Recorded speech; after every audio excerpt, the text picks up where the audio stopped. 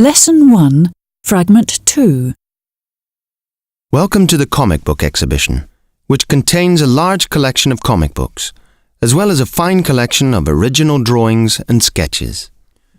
You can trace the history of the comic book from the earliest examples right up to the present day.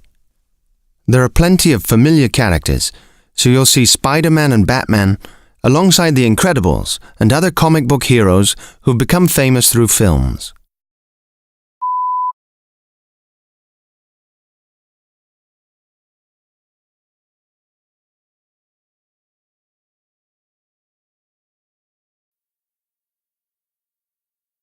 You're now standing in front of a very familiar figure, Superman, the ever-popular comic book hero.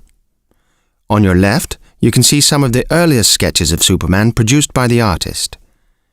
And if you look at the drawings going along the top of the wall, you can see how Superman evolved over time to adapt to the changing world. Look at how he's become bigger and stronger looking over time.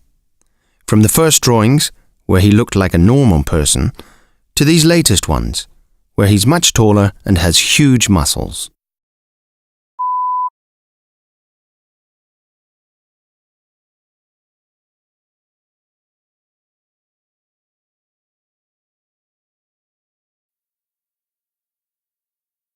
If you walk on, you'll come to our collection of Superman toys, including one of the earliest Superman toys, which was a plastic flying Superman from the 1960s. This one was given away free inside packets of cornflakes in the 1960s, but is now worth over £300.